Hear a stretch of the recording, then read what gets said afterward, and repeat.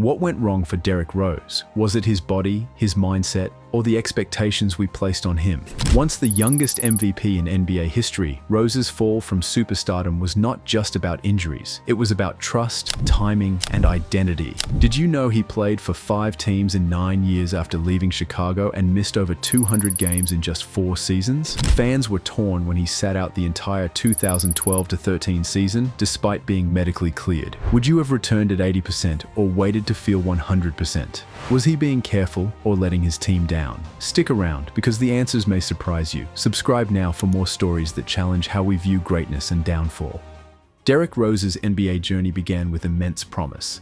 Drafted number 1 overall in 2008 by his hometown Chicago Bulls, Rose instantly ignited hope in the Windy City. At just 6'3", he didn't rely on size. His speed, agility, and explosiveness made him unstoppable. Do you remember how unstoppable he looked in his rookie season? He didn't just impress, he took home the 2008-09 Rookie of the Year. From there, he didn't slow down. Rose was selected as an All-Star for 3 straight seasons, and in 2011, he became the youngest MVP in NBA history at just 22 years old, averaging 25.0 points and 7.7 assists per game. He led the Bulls to a 62-20 record, the best in the league that season. What did you think when Rose declared, "Why can't I be the MVP" in his 3rd year? Was that confidence or prophecy? Fans across the NBA were asking the same question. Was this the next Michael Jordan for Chicago? Sadly, what came next changed everything.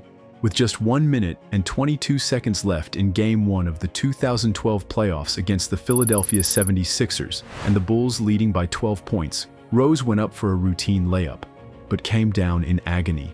He had 23 points, 9 assists, and 9 rebounds, nearly a triple-double before disaster struck. Did you watch that game live? How stunned were you when he didn't get up? The MRI confirmed the worst, a torn ACL in his left knee. Surgery was performed on May 12, 2012, with a recovery timeline of 8 to 12 months. The United Center crowd had gone from celebration to silence in seconds. Doug Collins, then the 76ers coach, was the first to call for medical help. He later said, "I was very sad when it happened. He played with such force." Do you think the Bulls left him in too long that game? Should Tom Thibodeau have pulled him earlier? This injury wasn't just a setback, it was the turning point. Rose was about to enter his prime. Instead, the injury sent his career on a path it never truly recovered from. Rose didn't play a single game in the 2012-13 NBA season. Although cleared by doctors in March 2013, he chose to sit out, saying he'd only return when he felt 100%. Bulls fans were divided. Do you think he made the right call, or did he let his teammates down? During his absence, the Bulls still made it to the Eastern Conference semifinals, led by Joakim Noah and a gritty squad. But fans were restless. Critics questioned his mindset, not just his body. Despite the pressure, Rose stood firm. He'd return only when ready. What would you have done in his shoes? Come back at 80% or wait until you felt fully healed? Rose faced criticism that few athletes could handle, especially from his city. This year-long absence created a fracture in his relationship with fans. The longer he stayed out, the louder the doubts became. For someone who was once seen as invincible, it was a harsh reality check, and unfortunately, more injuries were on the horizon. In November 2013, Rose returned, but just 10 games into the season, he tore the meniscus in his right knee. Surgery knocked him out for the rest of the year. Then again, in February 2015, he tore the same meniscus and needed a second surgery. Can you imagine the frustration of going through rehab only to start all over again? General manager Gar Forman called the 2015 surgery minor, and doctors said he'd return in 4 to 6 weeks. But how minor can any knee injury be when it's your 3rd surgery in 3 years? Bulls coach Tom Thibodeau stayed hopeful, but it was clear the Rose of 2011 was gone. His teammate Joakim Noah said it best, "Rehab is no joke, it's mental at this point." Do you think fans underestimated how mentally exhausting recovery is?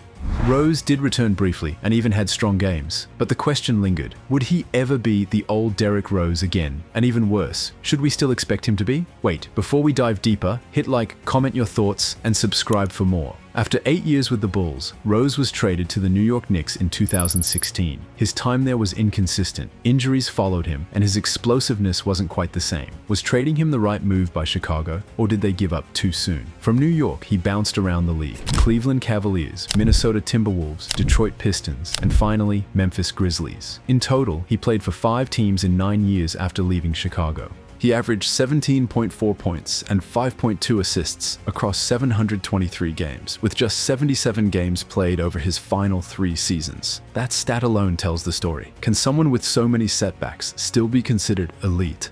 One shining moment came in 2018 when he scored a career-high 50 points for Minnesota.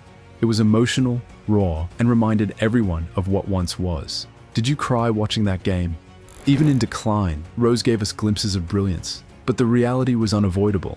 He was no longer the centerpiece. He was now a role player, and that transformation wasn't easy to accept. We often focus on the physical side of injuries, but Rose's struggle was also deeply mental. Imagine having to rebuild your confidence again and again. How do you trust your body when it keeps betraying you? NBA legends like Klay Thompson and Grant Hill have openly discussed how long-term injuries force you to rethink everything.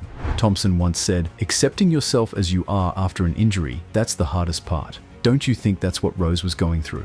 Doug Collins, who faced a similar career cut short, reflected, "It's a tough adjustment when you know your team is going to win, but you can't do it anymore." That hits hard, doesn't it?